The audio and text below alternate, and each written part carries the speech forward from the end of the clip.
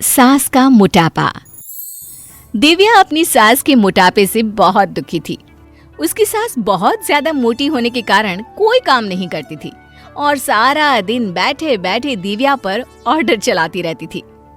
अरे बहू, जरा मेरे लिए एक गिलास पानी तो ला दे। जी अभी लेकर आती हूँ। और सुन बहू, वहाँ टेबल पर मेरा फोन रखा है, जरा वो भी उठा कर दे दे। मम्मी जी, टेबल तो आपके बेड के एकदम पास है, फोन तो खुद भी उठा सकती है ना। अरे बहू, तू तो जानती है भारी शरीर के कारण मुझसे उठा बैठा नहीं जाता। अरे दे देना उठा कर। ठीक है मम्मी जी, ये लीजिए। अपनी सास को पानी और मोबाइल फोन देने के बाद दिव्या नाराज होते हुए अपने कमरे में आती है। वहाँ पर दिव्या का पति उसे गुस्से में देखकर पूछता है, क्या हुआ दिव्या, इतने गुस्से में क्यों लग रही हो? तुम्हारी माँ से ना मैं पूरी तरह परेशान हो चुकी हूँ। कितना वजन बढ़ा रखा है अपने शरीर का, सारा दिन एक ही जगह बैठी रहती है। अरे दिव्या, ये क्या तरीका हुआ बात करने का? वो मेरी माँ है और तुम्हारी सास, कुछ तो सोच समझ कर बोलो। क्या सोच समझ कर बोलूं मैं वैभव? मैं भी इंसान हूँ ना। सारा दिन वो बैठकर मुझ पर ऑर्डर चलाती रहती हैं। छोटी छोटी चीजों के लिए भी मुझे आवाज देती रहती हैं। मैं जानता हूँ माँ बहुत आलसी है, वो कोई भी काम खुद से नहीं करना चाहती और इसीलिए उनके शरीर का वजन इतना बढ़ चुका है। वही तो मैं समझाने की कोशिश कर रही हूँ। शरीर का बढ़ा हुआ वजन माँ जी की सेहत के लिए भी ठीक नहीं है। आपको उन्हें समझाना चाहिए। अरे कितनी बार समझाता हूँ दिव्या, देखा है ना तुमने, लेकिन क्या करूँ, माँ कुछ सुनना ही नहीं चाहती। और फिर अगले दिन शाम को, अरे भाई भव बेटा, बाजार जा रहे हो तो एक काम करना, लौटते में कुछ गर्मा गर्म समोसे ले आना। अरे भाई, इतना अच्छा मौसम है, मेरा तो समोसे खाने का मन कर रहा है। माँ जी आप जानती है ना कि आपका वजन पहले ही इतना बढ़ चुका है। समोसे खाएंगी तो और नुकसान करेगा। अरे कैसी बहू है मेरी, मेरे खाने पीने पर रोक लगाती रहती है। अरे नहीं खाने तुम्हारे समोसे, जाओ। अरे माँ, दिव्या का कहने का यह मतलब नहीं था, वो तो बस आपकी सेहत को लेकर परेशान है माँ। अरे साहब, समझती हूँ मैं, तू भी अपनी बीवी की जुबान बोलने लगा है। अरे नहीं चाहिए मुझे समोसे, खुश।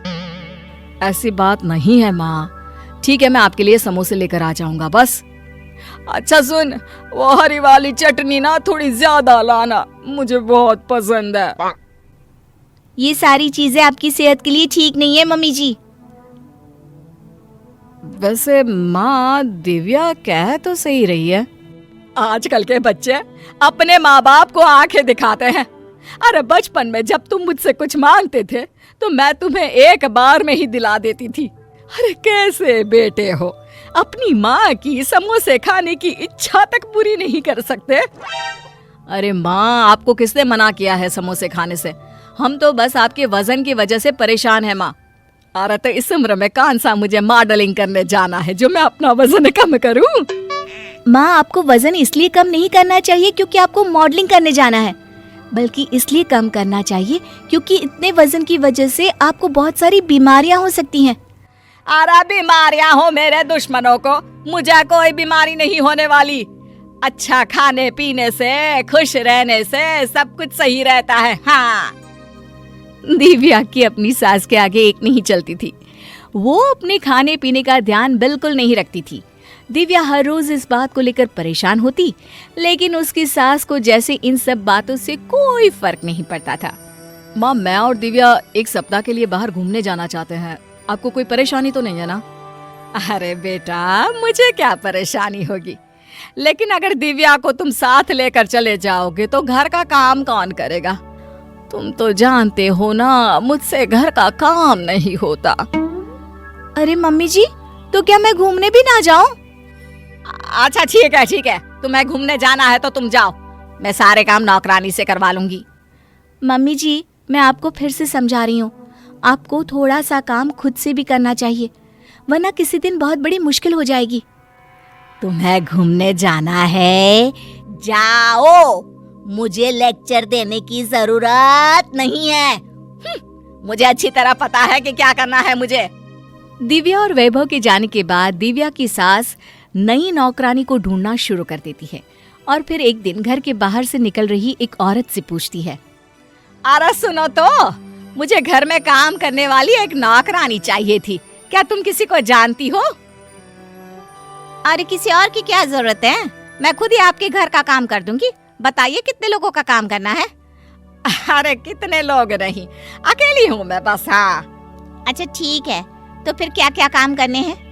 सारे काम करने हैं, खाना बनाना, कपड़े धोना, बर्तन साफ करना, अरे जो भी घर के काम होते ना, सारे काम, समझी? ठीक है, मैं सारे काम कर दूंगी, लेकिन पैसे भी लगेंगे। हाँ अरे तो मैं कौन सा तुमसे मुफ्त में काम करवा रही हूँ। जब मेरा बेटा वापस लौट कर आएगा सारे पैसे दे दूंगी। तुम ना आज से ही काम शुरू कर दो। हाँ अच्छा ठीक है, मैं आज से ही काम करना शुरू कर देती हूँ। चलिए। अच्छा सुनो, जरा पंखे का बटन तो दबा देना। ठीक है।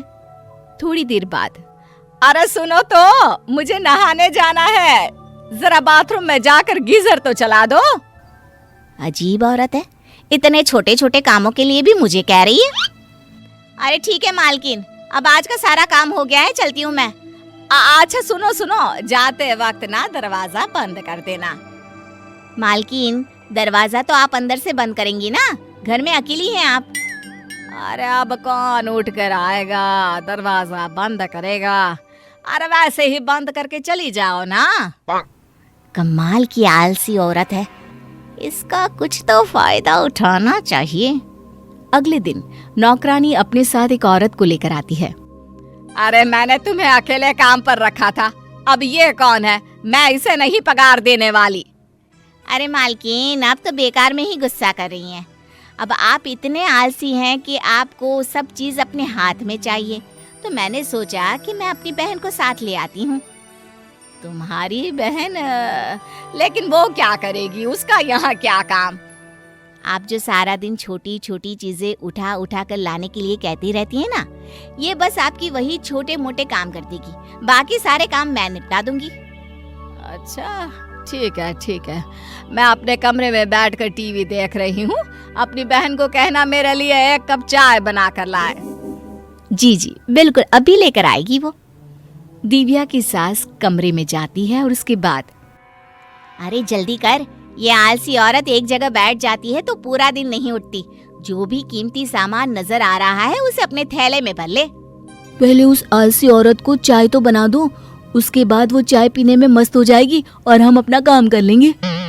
इसके बाद नौकरानी की बहन जल्दी से दिव्या की सास को चाय देकर जो भी कीमती सामान नजर आता है उसे थैले में भर लेती है। 2-3 दिन तक यही सिलसिला चलता रहता है। अपनी आलस के चलते दिव्या की सास ने ये तक नहीं देखा कि उसके घर से कुछ कीमती सामान गायब हो रहा है। अगले दिन जब दिव्या और वैभव लौटकर घर आते हैं, अरे मम्मी जी, ये क्या, घर का मेन दरवाजा खुला पड़ा है और आप यहाँ आराम से बैठी हैं? अरे तुम्हारे जाने के बाद मैंने एक नौकरानी को काम पर रखा था, वो बस आती ही होगी। अब कौन बार बार उठकर दरवाजा खोले बंद करे। अरे ये क्या, घर के कमरों से कई सारा कीमती सामान गायब है, कहाँ गया सब कुछ? अब मुझे क्या पता, मैं तो सारा दिन अपने कमरे में रहती हूँ। मम्मी जी, मुझे लगता है कि आपकी आलस के चलते आपकी वो नई नौकरानी घर का सारा कीमती सामान लेकर भाग गई है। हाँ माँ, दिव्या ठीक कह रही है, घर के दूसरे कमरों में रखा हुआ काफी सारा सामान गायब है, आपने देखा भी नहीं। हाय हाय, ये क्या हो गया, मेरी आलस की वजह से मेरा घर लुट गया। हाय मम्मी जी, कम से कम आपको उठकर एक बार देखना तो चाहिए था कि वो नौकरानी सफाई के बहाने हमारे घर में क्या कर रही थी। अब मैं क्या करूं, एक तो मेरा भारी शरीर, ऊपर से आलस। देखा माँ, इसीलिए मैं और दिव्या आपको हमेशा कहते रहते थे कि आपको अपने आलस को कम करना चाहिए और अपनी सेहत का ध्यान रखना चाहिए। लेकिन अब पछताए होत क्या, जब चिड़िया चुग गई खेत। दोस्तों, अगर आपको ये कहानी पसंद आई तो इसे लाइक करें, शेयर करें और कमेंट करके बताएं कि कहानी में आपको सबसे अच्छा क्या लगा।